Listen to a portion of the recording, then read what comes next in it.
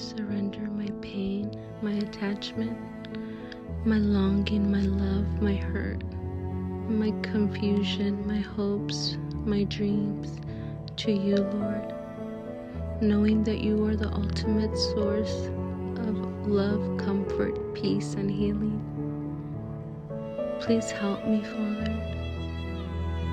I don't know what to do other than to bring it at your feet in supplication. I love you, I trust you, and I know it's all for your purpose, Lord. And for your glory, Father, may your will be done.